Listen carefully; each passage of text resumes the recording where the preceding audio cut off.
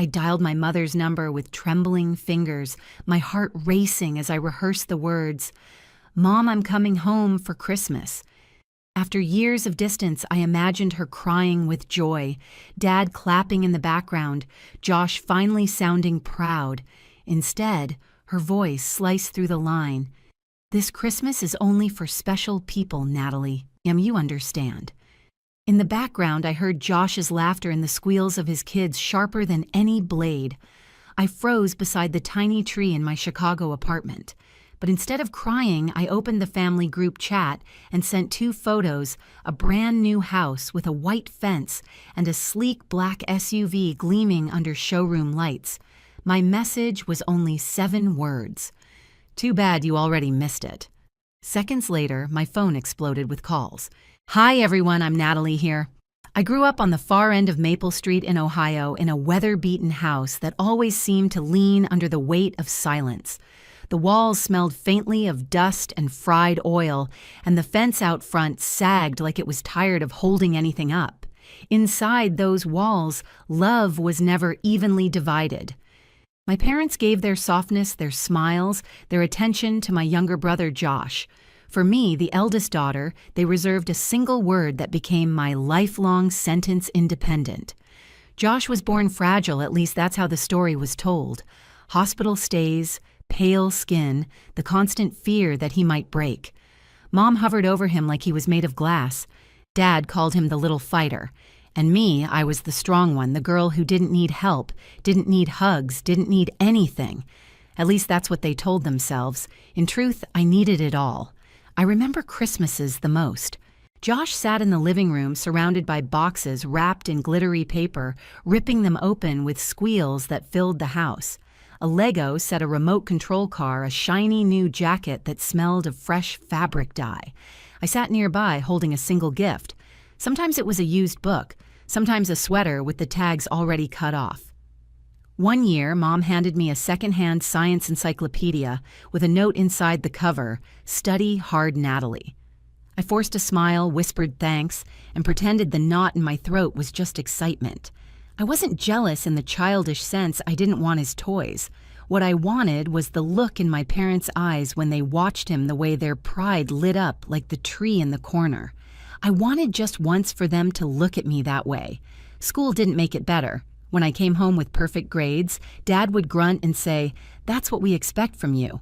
When Josh brought home a mediocre report card, Mom beamed. "He's trying so hard." The message was clear. My achievements were obligations. His mediocrity was a miracle. The only place I ever felt seen was at my grandparents' farm. Every summer they'd take me in, and their house smelled like sunflowers and baked apples. My grandmother Anne would bake pies and tell me stories of her youth, her eyes sparkling like she hadn't aged a day. My grandfather Clifford would pat my shoulder after a day in the fields and murmur, "You're a special girl, Natalie. Don't let anyone tell you otherwise." Those words were like water in a desert. But deserts reclaim their ground. When I was 9, Grandpa died suddenly of a heart attack. I remember gripping Grandma's hand at the funeral, trying to stay strong. She whispered, "He was always proud of you." 4 years later, she followed him, and with her went the only steady warmth I'd ever known. After that, the world felt colder than the Ohio winters. As I grew older, I learned the art of invisibility. At 13, I started taking odd jobs delivering newspapers in the foggy mornings, stocking shelves at the grocery store after school. My hands always smelled of ink or bleach. I told myself this was normal, that being useful was better than being loved. I saved every dollar, not for fun, but for survival. Old textbooks, worn notebooks, shoes that didn't blister. I discovered coding almost by accident through a tattered book at a secondhand shop. It felt like discovering a secret language. I'd spend nights in the library, the buzz of fluorescent lights overhead, teaching myself how to speak to machines because they didn't talk back with disappointment. The first time a line of code actually worked, I felt something electric, like maybe I could build a world where I finally mattered. But at home, nothing changed.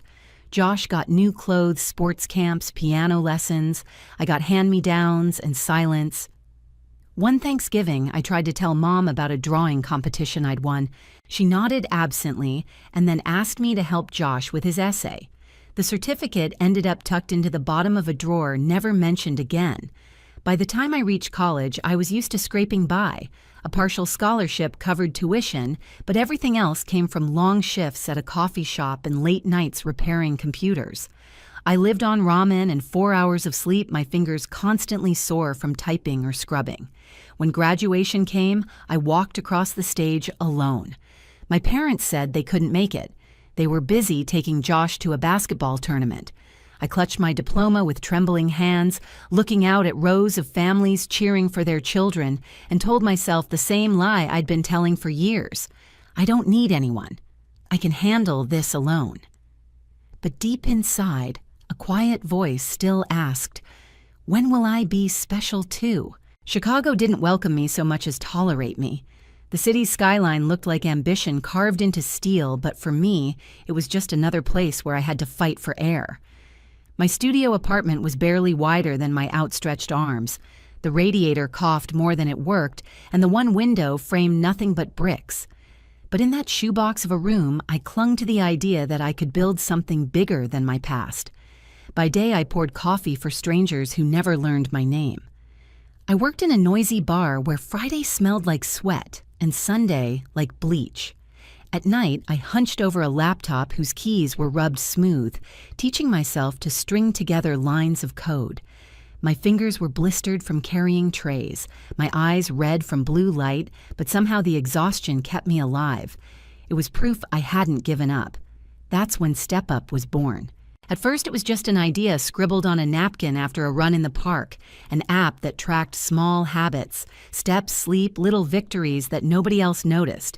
Maybe it was just me talking to myself, begging for a witness. Still, I coded late into the night, drinking cheap coffee and ignoring the hunger gnawing at my stomach. The first version was a disaster. The second one froze constantly. The third crashed before it even opened. But each failure made me more stubborn. One night, desperate to share a spark of hope, I called home.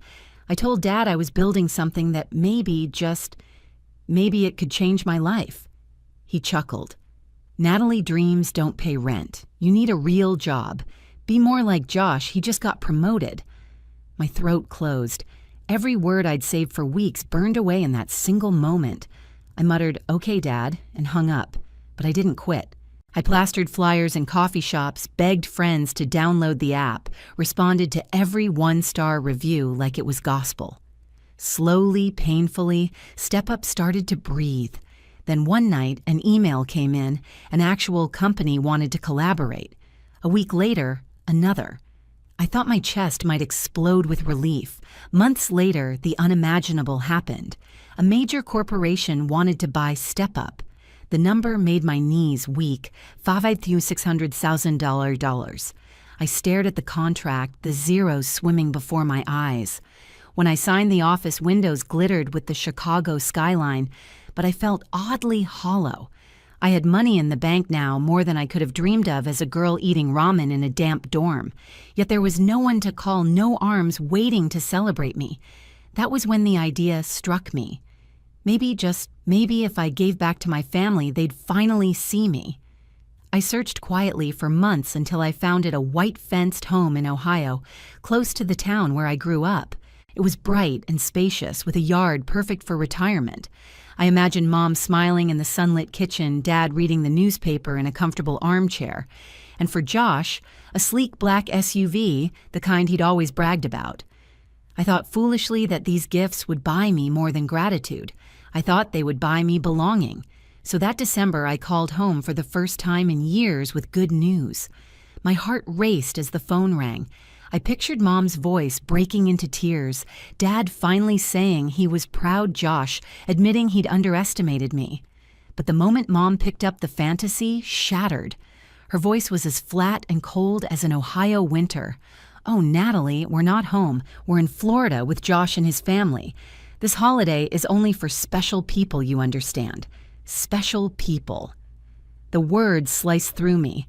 I pressed the phone to my ear, hearing Josh's laugh in the background, the children squealing.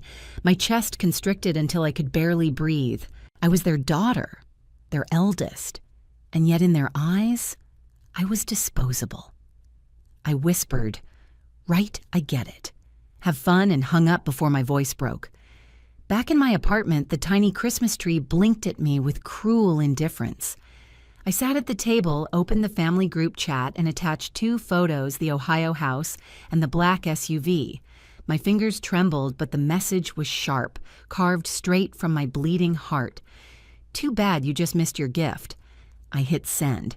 The phone lit up instantly, calls, texts, notifications stacking so fast I thought the screen might burst. "Natalie, call me back right now." "Honey, don't be dramatic." "Sis, is that house real?" I stared at it all, then pressed the mute button. Silence filled the room again, broken only by the wind rattling my window. For the first time in my life, I wasn't chasing their approval. I wasn't begging for love. I was daring them to realize what they'd lost. And in that silence, something inside me shifted. The girl who'd spent 32 years waiting at the edge of the room had finally stood up. The phone buzzed all night, lighting up my tiny apartment like a siren I refused to answer. Each vibration rattled against the wooden table, but I left it face down. For 32 years, I had been the one to bend to pick up to explain myself. Not anymore. That night, silence was my shield, but silence didn't mean weakness. In the days that followed, I began to shape something different, a life that couldn't be hijacked by guilt or manipulation.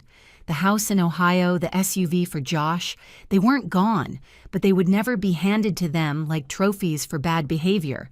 If they wanted to pretend I didn't exist, I'd make sure my existence was written into places they couldn't erase. I called my attorney, a woman I barely knew but trusted enough to guide me. Together, we transferred the deed of the Ohio house into a revocable trust. The trust included strict conditions. My parents could only live there if they maintained the property and if they never used it to take out loans or pawn it off for quick cash. And most importantly, I added one clause of my own: if they attempted to manipulate or publicly humiliate me again, the property reverted back to me instantly. It wasn't revenge, it was insurance. A quiet declaration that I would no longer be their afterthought. The SUV for Josh went into a short-term lease under his name with insurance tied to his own credit. If he wanted to drive that car, he had to prove he could be responsible. For once in his life, my brother would have to stand on his own 2 feet instead of being carried on my back. And then I did something that mattered more to me than either of those gifts.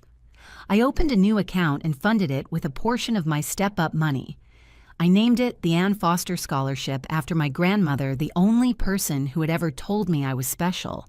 The scholarship was designed for girls like me, the daughters labeled independent, so their families could neglect them. Girls who were smart, overlooked, and in need of someone to believe in them. I didn't post about it. I didn't announce it to the world. I simply filed the papers, signed the documents, and felt something in my chest unclench. For once, my efforts weren't about buying my family's love. They were about breaking the cycle. When the paperwork was complete, I sat at my kitchen table with a cup of black coffee and opened an old sketchbook I'd hidden for years. Inside were faded pencil drawings of cornfields, portraits of my grandparents, half-finished sketches of houses I once dreamed of living in. I hadn't drawn since high school when Mom told me art won't put food on the table, Natalie. Be practical. I'd believed her and buried that part of myself. But that night, I sharpened a pencil and let my hand wander across the page. The lines were shaky, at first hesitant, like they'd been trapped too long. Then they steadied. The image of a small cottage by the ocean began to form under my hand waves, curling in the background, smoke rising from a tiny chimney. I didn't know it then, but I was sketching my future. The phone still buzzed from time to time, texts from Mom insisting I was overreacting. Dad saying it had all been a misunderstanding. Josh firing off a single line. "Seriously, sis, you're making a fool of yourself." I didn't answer. Not one word. For once, my silence wasn't submission. It was defiance. It was the sound of me reclaiming my life. Instead of waiting for their approval, I poured my energy into routines that belonged only to me. I ran along the frozen sidewalks, breath clouding the air. I practiced cooking meals that filled my apartment with warmth instead of emptiness. I played music while I coded, not to drown out the quiet, but to give it rhythm. And every time I passed my little Christmas tree, I no longer saw a symbol of loneliness. I saw a marker of survival. They thought ignoring me, excluding me, would break me. What they didn't know was that I was already rebuilding piece by piece in places they couldn't reach. The trust, the scholarship, the sketchbook, they weren't weapons. They were anchors. Quiet, steady anchors, reminding me I didn't need to beg for a place at their table. I was carving out my own. For the first time in my life, I wasn't chasing their voices. I was listening to my own. At first, the silence felt like victory. My phone stopped vibrating, and for 2 days, the world outside my apartment went quiet. I thought maybe they had given up, that my message had finally sunk in. But people like my parents and my brother never walk away without one more performance. The flood returned on the third night. Mom sent the first message, "Natalie, you misunderstood me. I was just joking when I said special people." Of course you're special. A second one followed minutes later. "Call me. Please. We can work this out as a family." I stared at the glowing screen, my hands cold despite the radiator groaning behind me.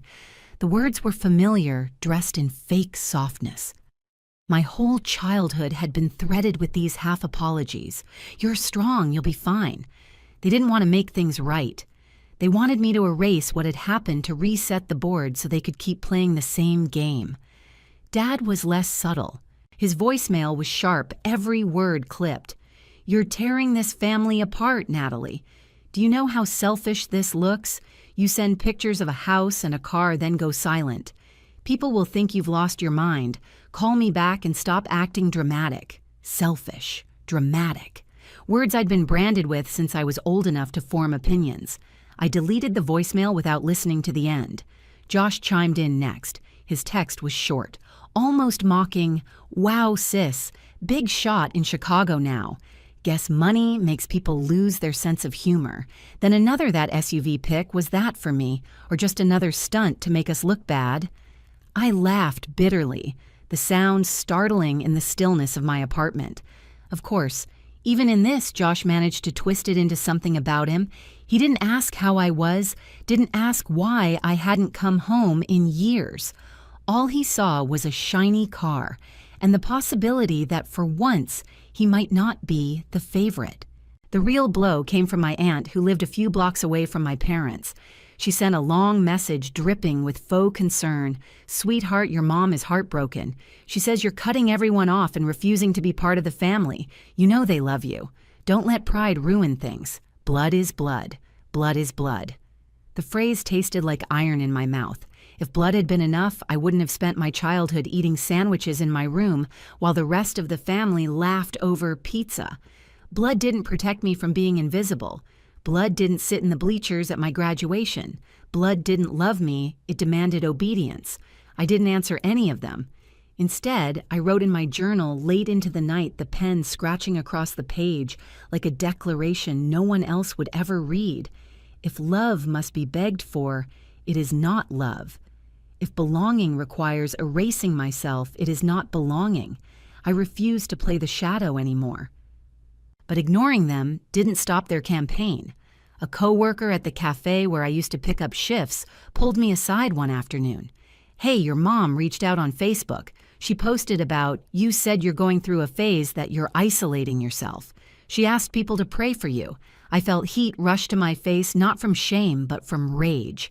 A phase 32 years of silence, neglect, and dismissal, reduced to a convenient narrative that made me look unstable, while they played the role of loving parents. They weren't apologizing. They were managing optics. Still, I stayed quiet. The pressure ramped up again before New Year's.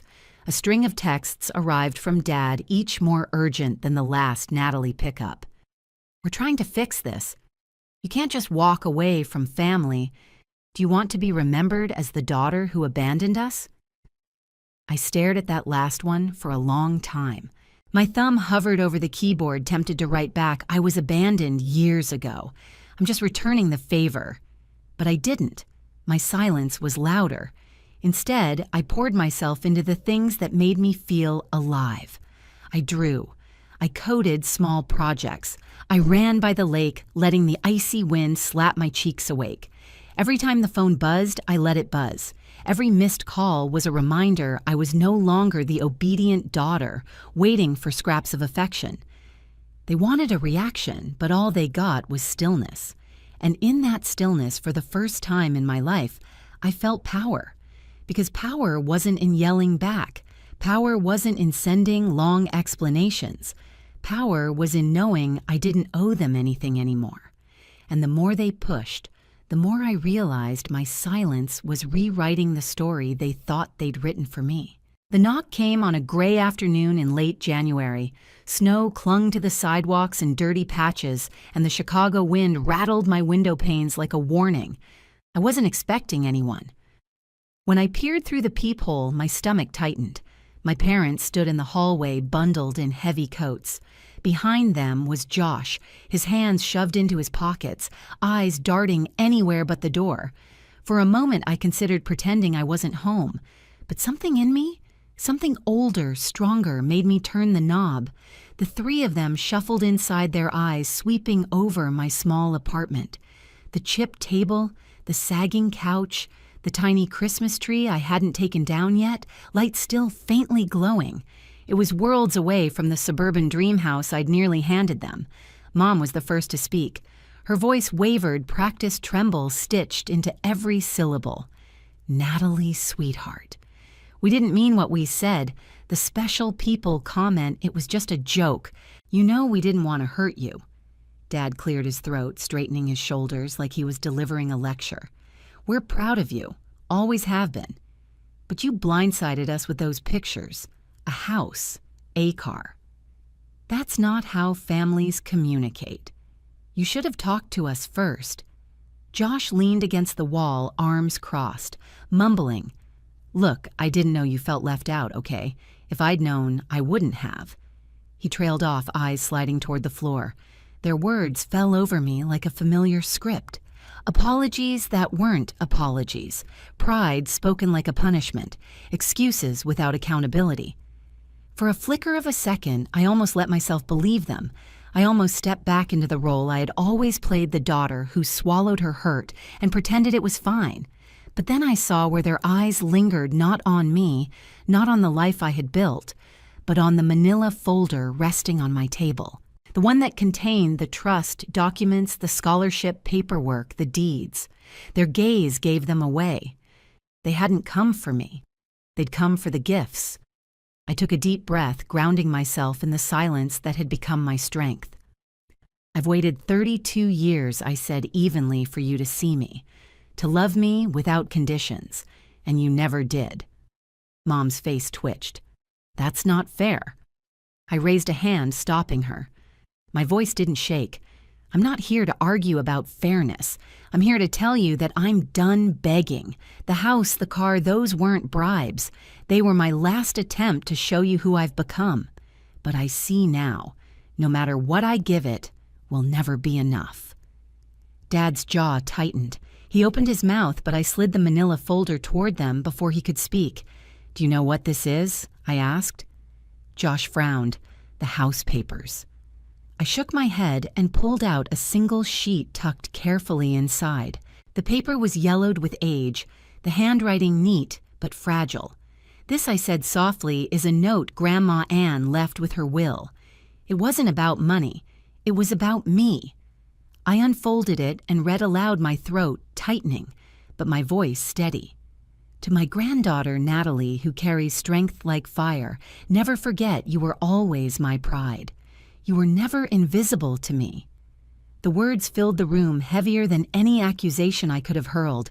My mother's eyes darted away. My father shifted uncomfortably, rubbing the back of his neck. Josh muttered something under his breath I couldn't catch. I folded the note carefully and placed it back into the folder. Then I looked at them, really looked, and realized I no longer needed their validation.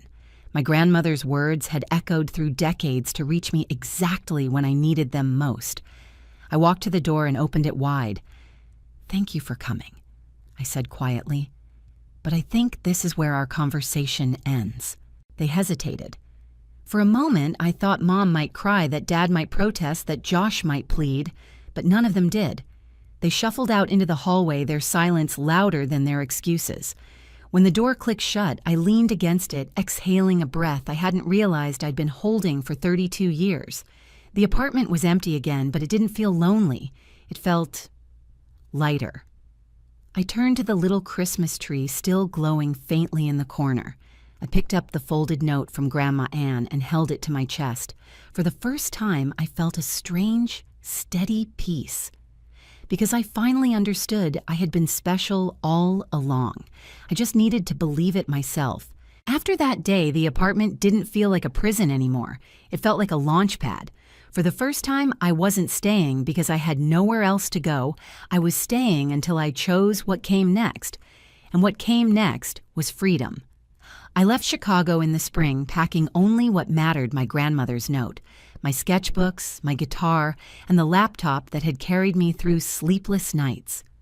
I drove west until the air turned salty and the horizon opened into ocean. In Oregon, I found a cottage by the shore, small, wooden, a little crooked but perfect. Every morning the waves greeted me like an old friend, and every night the tide sang me to sleep. Here I gave myself permission to live. I signed up for a community art class and let the smell of paint and turpentine fill my lungs. My first canvas was clumsy, streaked with uneven color, but I smiled anyway. I wasn't painting for approval. I was painting for me. I bought a secondhand guitar, sat on the porch at sunset, and let my fingers stumble through chords until music finally found me. I joined a volunteer group building playgrounds for kids who didn't have one. When a little girl ran up, hugged my leg, and whispered, "Thank you," something inside me healed in ways no apology ever could. I also used part of my step-up money to grow the Ann Foster Scholarship. Letters began arriving from young women who'd been told they were too strong to need help. Their words reminded me of who I once was and of how far I'd come. That December, I decorated my seaside cottage with a bigger tree, hung ornaments in every color, and invited new friends over for dinner. There was laughter, music, and warmth in every corner. When they left, I stood on the porch with a glass of wine, watching the moonlight ripple across the waves. I pressed Grandma's note against my heart and whispered, "Sometimes family isn't blood. Sometimes family is the life you build, the love you choose, and the peace you finally allow yourself to feel." Have you ever had to walk away from people who never saw your worth? Share your story in the comments. I'd love to hear it.